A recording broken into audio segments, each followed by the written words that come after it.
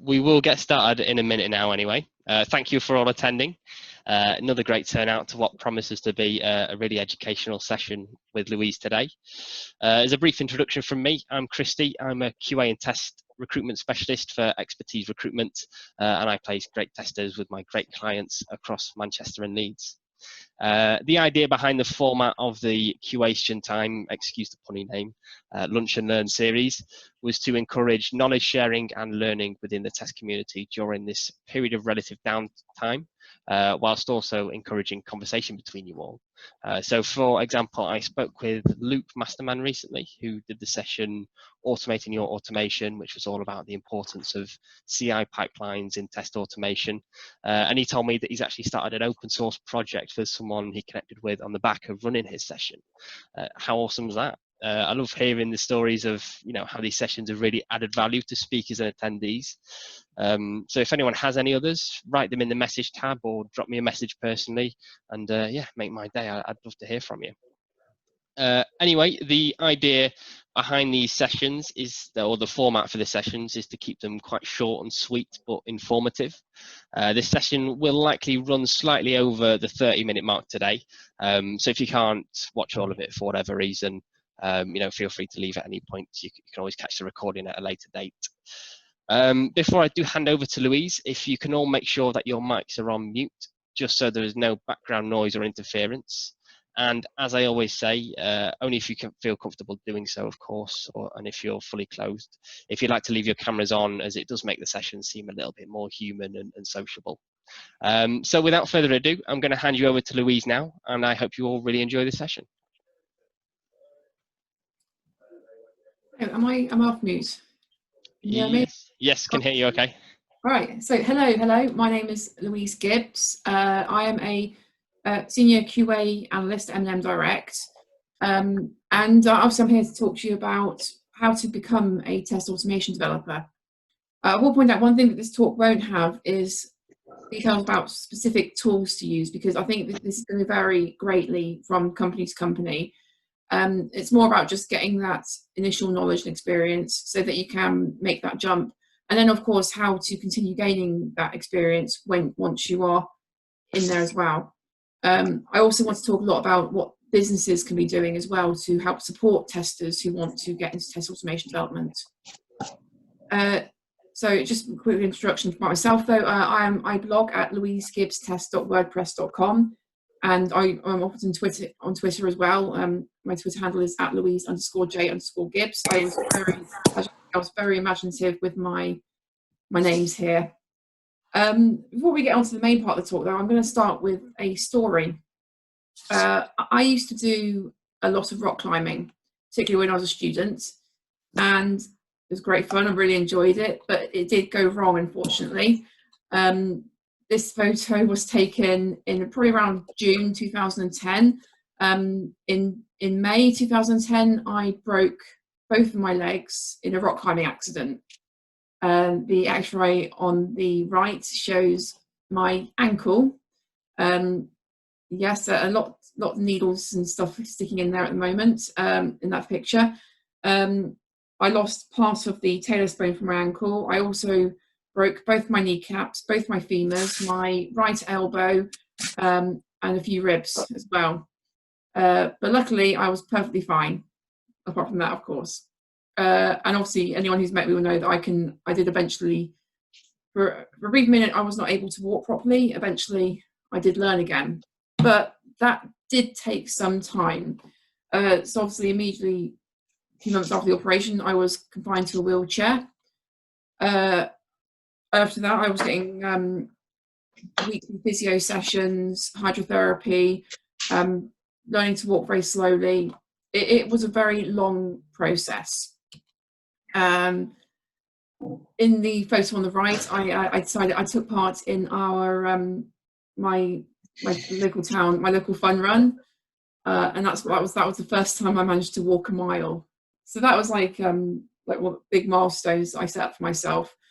And it was probably about 2 years before I was completely out of the wheelchair. And it's probably about 4 or 5 years before I was at the stage I am now. but I was walking normally. And I think one thing important is that I didn't just stop there. I didn't stop at being able to walk. I also did lots of exercise. I continue to do lots of exercise. I continue to work out so that I can go running as well. So it's this long process. It involves this whole long process where from not being able to walk to walking to then being able to run. And I'm not even stopping there. I'm still continuing that development, improving my physical fitness. And this is kind of the process involved with learning anything new. If you're learning, when you're going from being a tester to actually learning how to do test automation, you don't go straight into developing a whole new framework. You start small, you learn all these new little tasks, you start running the test, you learn how to like maybe update the tests, and then you don't just go straight into full-on development. There is a long process involved. Just going to talk about some of my own experience and how I learned. So this is some of the job titles I've had throughout my career. My first job was shop assistant at Peacocks. I used to be a telesales operator as well. This is actually the job I had while I was learning to walk again. Quite handy because it was, I didn't need to walk for this. I could be sat at a phone all day. But yes, I was one of those annoying people who phoned you up asking if you wanted to buy a conservatory. I also used to volunteer for the National Trust, and then eventually I started working in software testing. I became a software tester, QA analyst, test engineer. Software testing has several different job titles that seem to vary from company to company. One thing that's very important about these job titles, you'll notice that the word automation is not included in any of these. And that's because I've never ever had a specialist automation role. As a personal preference, I like being involved in both the entire testing process. That's the manual testing, exploratory testing, as well as test automation. I don't like to specialize. And I think that is personal preference. You can specialize eventually, but the point here, you don't need to be an automation specialist to work in test automation. And you can make that very first step as a manual tester as well. This is a sketch note from a talk that I watched by Callum Akehurst Brian a few weeks ago, talking about, do we really need to be an SDIT or SDET, a software developer engineer in test? And I think it's one thing here is everyone does seem to be wanting automation at the moment. Sometimes I think people don't always realize why they want automation or how to do it properly. But one of the key things about this talk is that you need to have a mixture of both technical skills and test skills.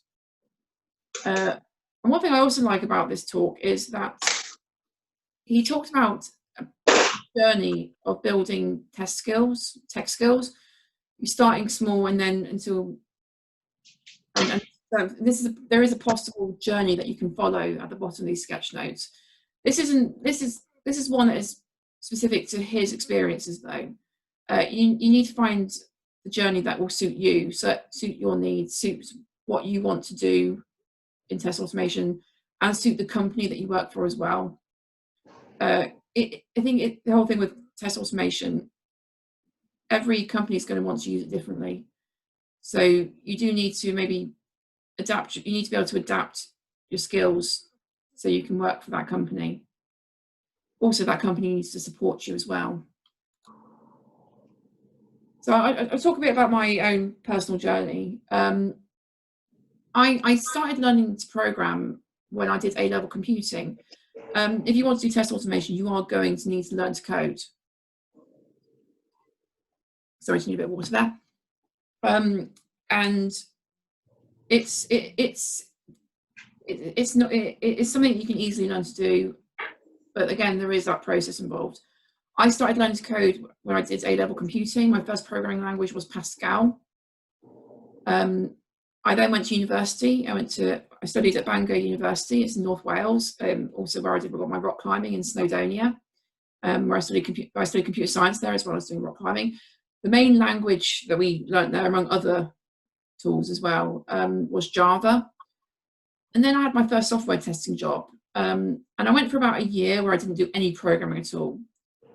But then I moved into test automation development as well as my normal other testing role, manual testing, exploratory testing as well. And I had to learn C#. But because I had that prior experience of programming, knowing how to program, I was able to adapt and learn C# quite quickly. I found that quite surprising, actually, at the time. But once you know one programming language, you should be able to adapt quite easily into another programming language. So, you know, being able to, there is that journey involved. You can, even if you're not currently in test automation, you can start by learning to program. I'm going to talk a bit about my first test automation project. It didn't go well, and I think you want to sort of look at why it went wrong to realise, try not to get into that issue, the same problems, not experience the same problems yourself. So when I first moved into test automation, I was the only. I very eagerly, probably too eagerly, volunteered to do this because I really wanted to get involved in this. I was the only tester working on the project. There was no framework already in place. Now as I said, I already had some prior programming experience, which meant I had that confidence and I was able to learn, but this really wasn't enough. I didn't really know how best to do it. I didn't know how. I really didn't know what to do. Although I did try. And also, we didn't really have that conversation about what we wanted from test automation. I kind of went in there a bit blind, and it did mean that everything went really wrong. Luckily, I was able to learn from these mistakes, and I decided just to take a step back, look at what went wrong, and then start completely again from scratch. This time, taking that prior knowledge, and this time it was a lot more successful.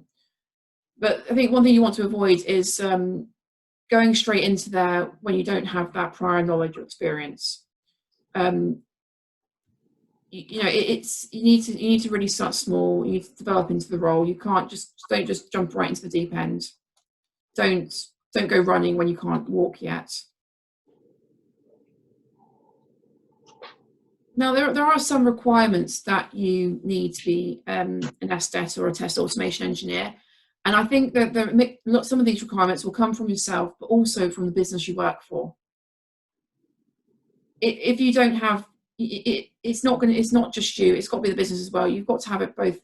Both sides need to offer that support for it to work. What you as a tester need is first knowledge, knowing how best to apply test automation, knowing how to code, knowing how to develop the tests, the skills and experience. And for that, you need the practice. You need to not only be able to know how to do it, but you need to be able to do it. And not of that will only come from experience. The business needs to offer support. They need to give you that support, that guidance of what they actually want to achieve from test automation. They also need to give you the opportunity. If you're a tester with no experience in test automation, the business needs to give you the opportunity to get that experience, and without that, you're not going to be able to. You're not going to be able to make that leap. So you need to give the business. You need to make the business confident that you will be able to lead by having that knowledge and experience. And finally, you need confidence. If you are, I think I've seen it a lot where testers are looking at the code and they really want to get involved, but they're almost scared to make those changes. They're scared to do anything. So you need to get beyond that and think, just make that leap. Just go for it and make a change and see what happens. If it breaks, it breaks. You try, you get asked for help and try and fix it. If it works, well done. So I think there's these things that everyone needs. You need help from You need help from both yourself and from the business to be able to achieve this. So I'm going to go into like what you as a tester can do. As I said before, I don't want to go into specific tools because it is going to vary depending on what industry and what business you work for. So I don't want to go into too much specifics, but the first thing you need to do is learn to code. I won't, like I said, the most common languages seem to be C#, Python, and Java. I've heard JavaScript talked about quite a lot as well. Learn one of those. If you already work for a business that has test automation frameworks in place, ask them what language they use and learn that language. If you don't, one of these three, they're the good ones to go for. Another one is I think there are a lot of people. Sorry, there is a lot of background noise. I think it's Tanya. Are you able to mute your microphone, please? I did drop her a message just saying to mute her mic. Yeah. I think as the host, you should be able to do it as well. Oh, should I? If you go. I can't see it now, unfortunately. Oh, I've gone back from there. I can't hear the sound now, so I'm sure it's fine. Sorry about that. Yeah. So yeah, don't just learn. You need to get experience. So I hear a lot of people, they say, oh, they're reading all these books, they are watching all these online tutorials, and I said to them, oh, cool, brilliant. So what programming? Have you done any programming yet? No, I've only watched these and read these books.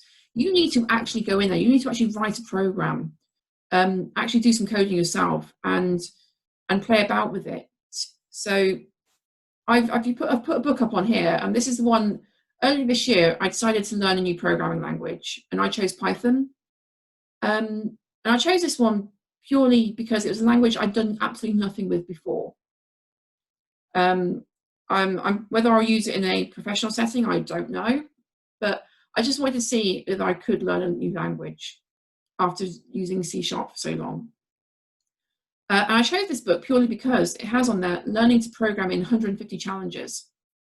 So what I've been trying to do is complete all of those 150 challenges. I've been going through it. I've been trying to complete every single exercise that's in there, actually getting that experience, actually writing Python code, actually writing the code, actually doing it, actually playing about with it as well, and then just seeing what happens if I try something different or think of alternative ways. I said, get that experience. I found it very easy because of my prior programming experience. I knew how things work. I just needed to learn how Python worked. Hopefully, so if you have that experience in one programming language, if you do go up to another company and find you need to work with a different one, with that prior experience, you should be able to adapt and learn that second programming language as well. Obviously, it's not all about code. It's not all about doing that code. It is also about knowing how to use test automation, how to apply it, how to fit it in within your testing strategy. So you need to learn about test automation. Your webinars, meetups, conferences. The very fact you're here means you're probably really into meetups and watching these and learning, which is really great. Reading blogs and articles, and also just talking to people, asking them, reaching out, asking them, how have you used test automation? And seeing what has worked for them. I've told you about my first experience, so that learning from other people's experience, other people's mistakes, and then applying it to your own work. If you work for a company that doesn't yet use test automation, you need to become a test automation advocate. Say to them, I think we should be doing it. This company's doing it and it's working really well. This company's doing it and it's working really well. Talk about how it can be used and how it could really be useful. But also finally, you don't forget other testing skills. It is not all about test automation. You need to also know how to do exploratory testing. You need to know how to use SQL. You need to know how databases work. You need to be able to have also communication skills. I think it's not all about test automation, and also it's not the end of the world if you want to stick with manual testing techniques. Test automation isn't the only way to advance your career. There's also management, coaching. It's not, and general leadership as well. I think you shouldn't feel like you have to learn automation. Now, as I said, it's not just about what you can do. You do need to have support from the business and from your team as well. So really, the business needs to be helping you if you want to do test automation. Providing time and resources for development and maintenance. First of all, the team needs to be able to develop tests. They need to know how to do that. So the business should be supporting that. And then once you have all your tests in place, you will still need to maintain them. You'll still need to update them every time the software changes. You'll need to update them with the you need to update them so they work with the current state of the software. If you're a business that doesn't have an automation framework in place, first of all, don't ask someone with no experience to do it. You need to find someone with experience. That could be a developer. They may have that bit of competence, and then they could help set it up with advice and guidance from the testing team. Even if you have that one person with experience, though, you need to involve the whole testing team. Tell them what you're doing. Ask them for advice about how best to set it up, how the automation can be used to support testing. Automation is not going to replace the testing, so it's there to support testing, not do the testing.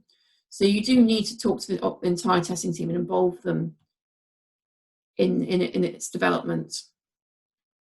Now, if you already have an automation framework in place, there are a lot of testers out there who want to get involved. So give them that opportunity.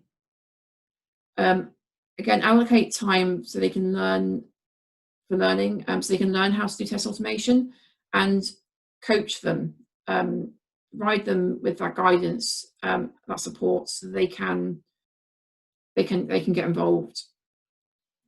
But I then say encourage, but don't force them.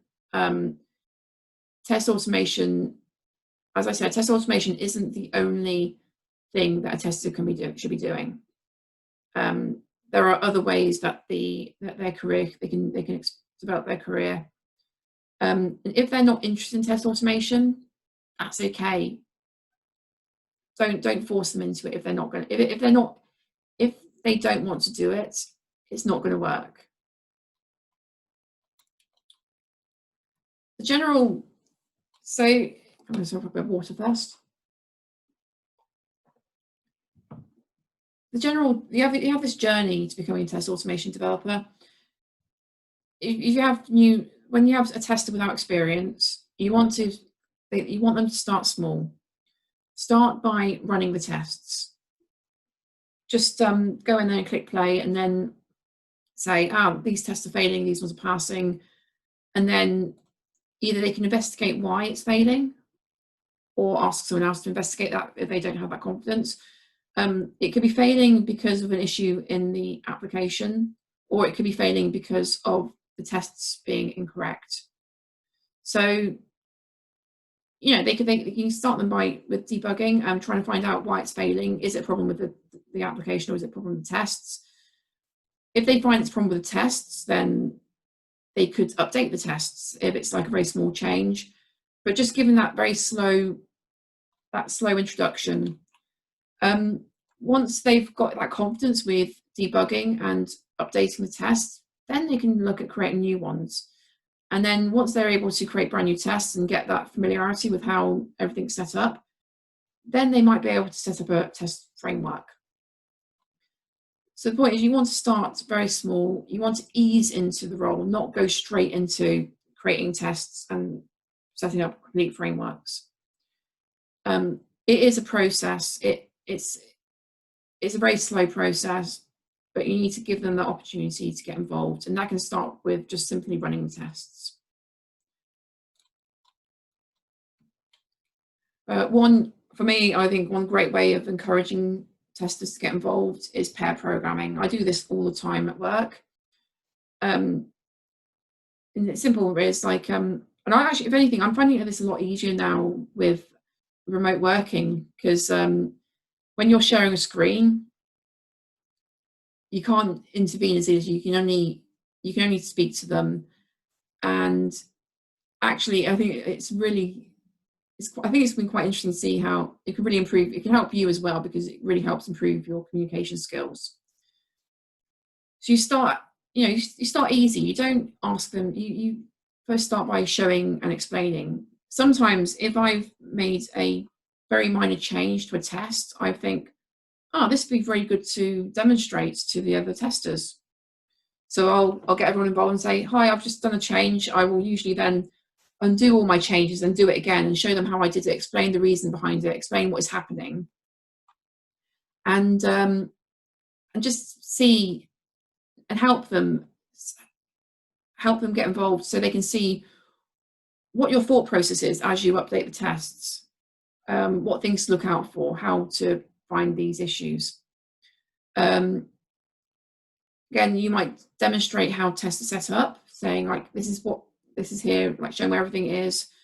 If we find an issue, talk about that process, how you might find the issue within the tests, find out how to debug it, how to find the error, and then how to fix it.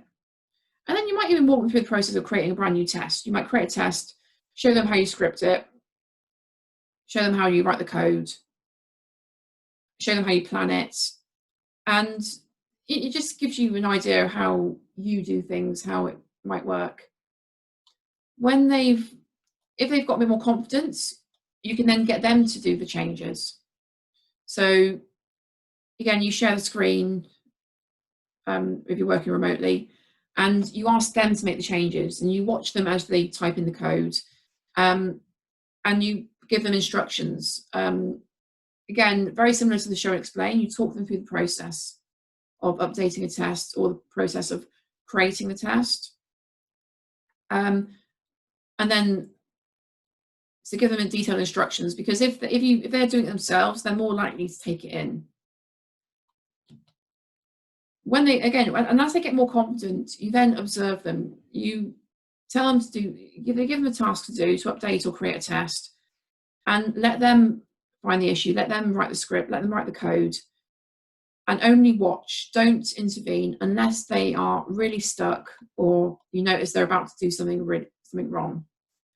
So just basically what you're doing is you're gradually increasing the amount of work that they do themselves, the amount of thought that they do themselves. And then, of course, once they are confident enough, they can develop the test by themselves. You ask the tester works on it, and you're not looking at this time. You're letting them experience, adapt the test by themselves without being watched, which is usually a lot easier than if they're being watched, I find. People don't always like, sometimes people prefer doing the work by themselves. But of course, be available to help if they ask for it. Keep that door open. If they are really stuck, they can ask for help. Make that clear. But the real thing is, don't try to learn everything at once. Really don't. It won't work. It can be mentally exhausting trying to get everything in. Don't try and cram everything in. Learn one thing at a time. Develop your skills slowly. Now, I think that's the real message here. Don't go straight into running marathons. Start small, one thing at a time. And then hopefully you can ease into the automation role. So that's all I've got for you. I hope it's helped. I would like to share some resources with you. The first one is Test Automation University. They have some great resources for learning, and actually lots of different tools as well. And they also have learning paths. So if you're wanting to learn a particular tool or a particular skill, they have like guides of which courses to take, which will help you there. I recently came across these Python cones developed by Greg Malcolm, and I find these really interesting. Again, I'm learning Python. They are a series of tests that are failing, and all you've got to do is correct them so the tests pass. And it can be a great way of just trying to learn about Python, but also fix the tests, of trying to solve these problems at the same time. And it gives you that instant feedback as well. So you're not writing code from scratch, which can be very daunting. You're just making small changes to make the test pass. And when you fix a test for the first time, actually, even now, even when you've got that experience, it's really you get that quite nice little thrill actually when you fix a test. When you finally see that red turn to green, it really does feel it does feel good when it happens. And I think even when you do it for the first time, it is a really great way of boosting your confidence. Military testing is a great learning resource. It's full of great learning resources. They are currently doing weekly talks that are completely free. And they also do these 30 days of testing series as well. There are loads of them. If you've got any gaps in your knowledge, this is a great way of just learning about it. I've recently been doing the 30 days of quality one. I'm planning on doing the 30 days of API testing soon. That's one area, that's one gap in my knowledge I have at the moment. So it's a great way of learning. And of course, meetup.com is a great way to meet people, learn more about testing. Again, I think it's not just about learning and getting that experience, but also talking to people, asking them how, actually not just about people who are learning, people how they've introduced test automation, but also how they might have helped other people get into test automation, and how actually their own journeys as well, asking them how they got into test automation, and just getting ideas from them as well.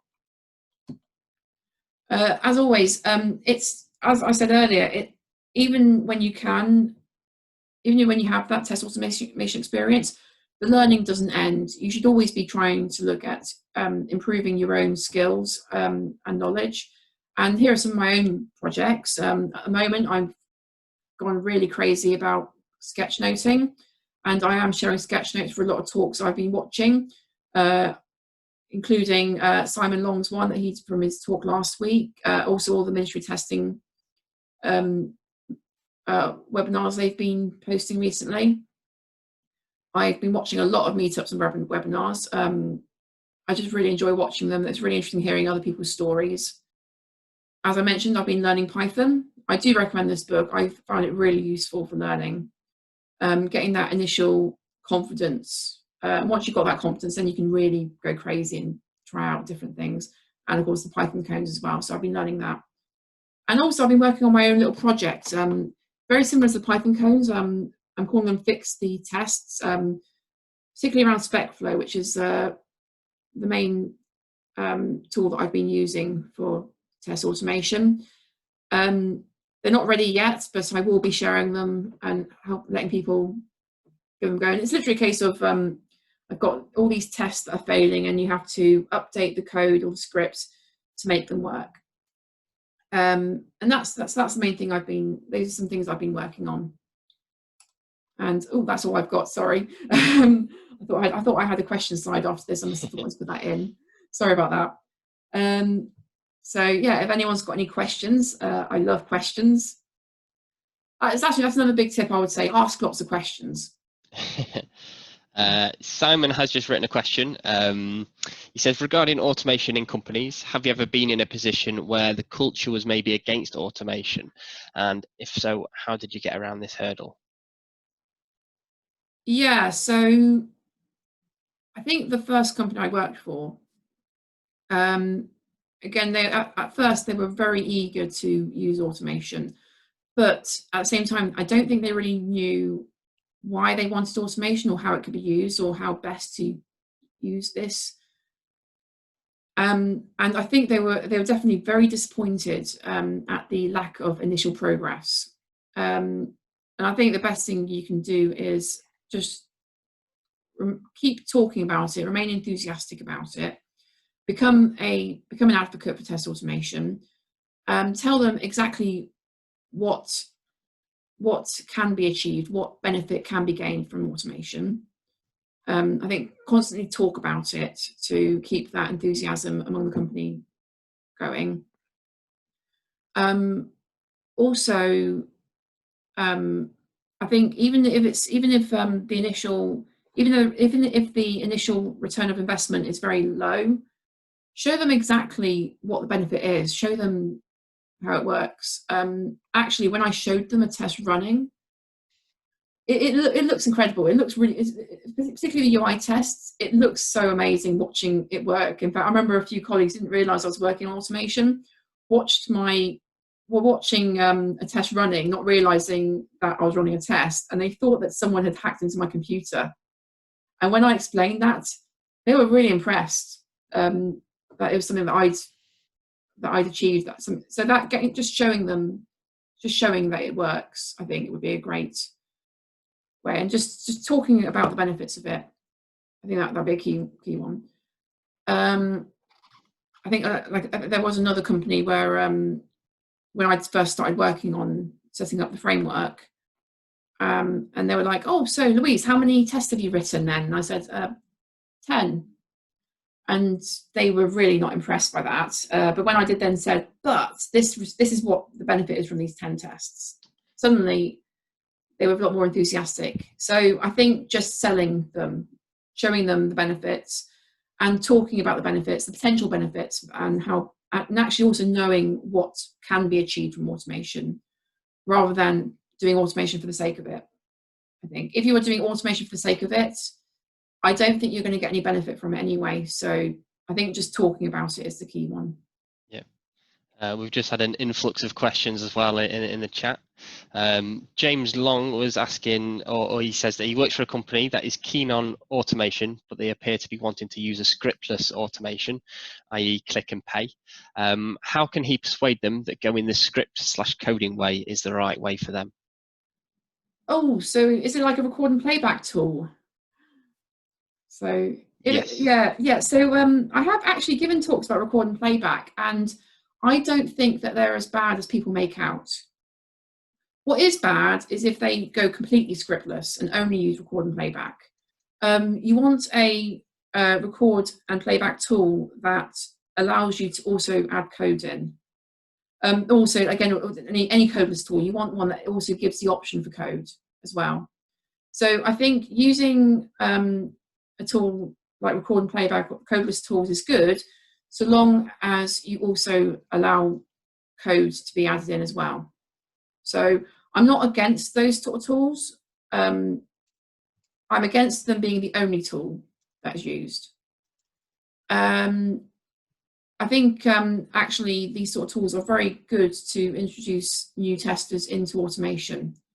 But again, eventually they do need to get that competence to add their own code in as well.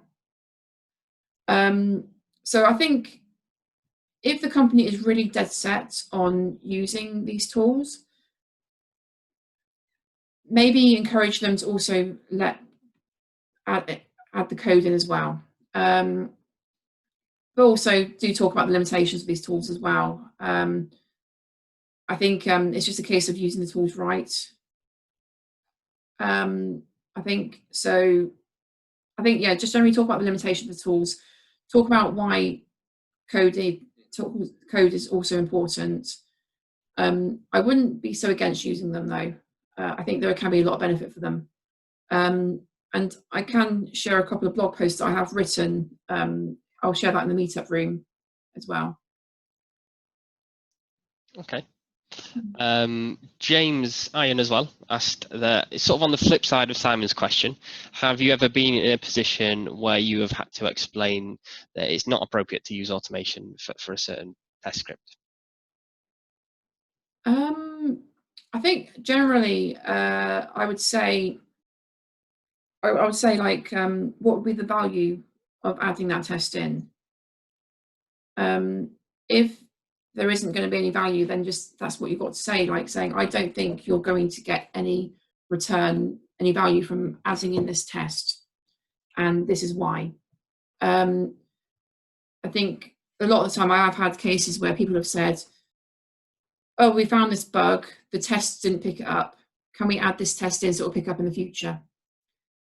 And sometimes the answer is, yeah, I can add that in. The second one being,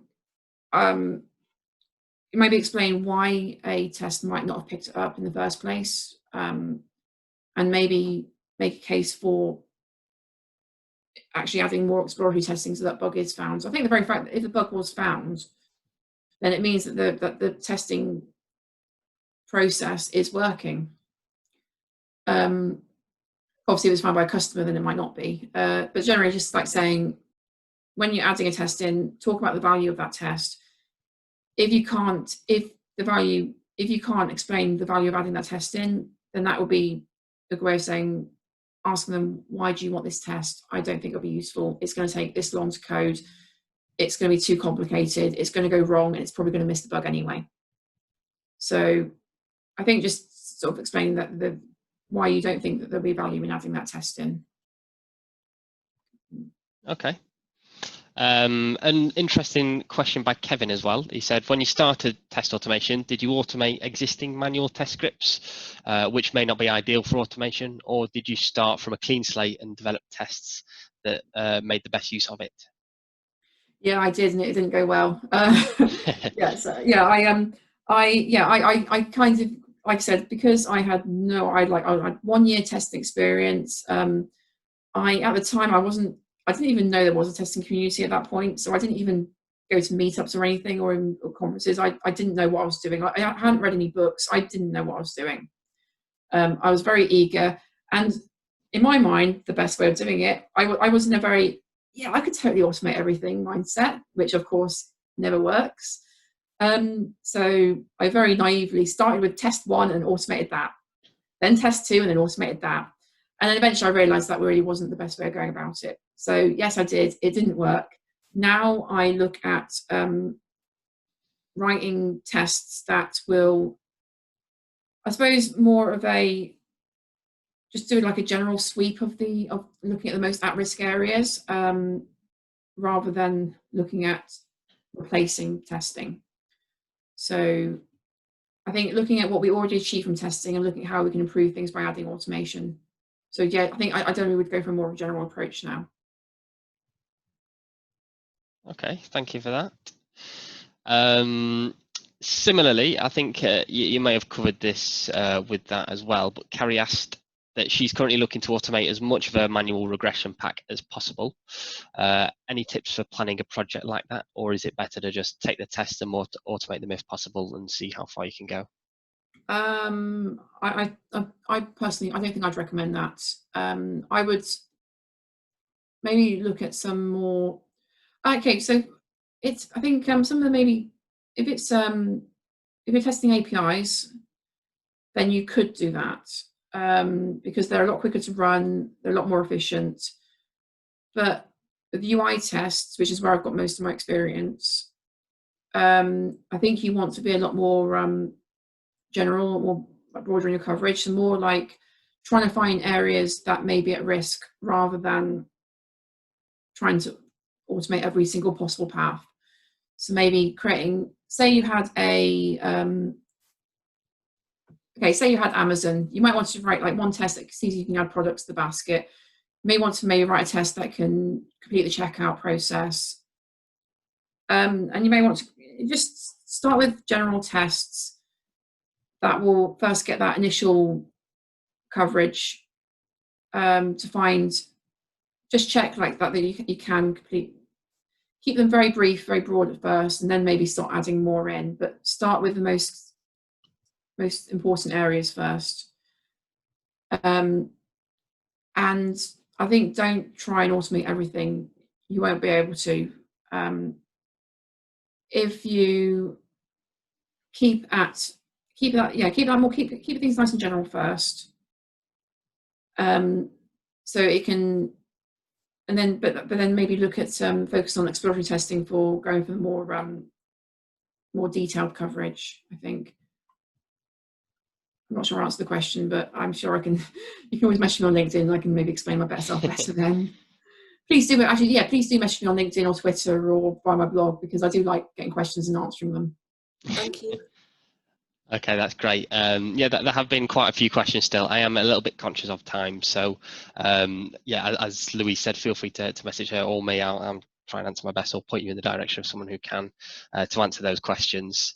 I did just want to mention, I know a lot of people often ask about how to actually get into an automation role, and I suppose, you know, Louise may not be best placed to answer that. It is just the case of the business.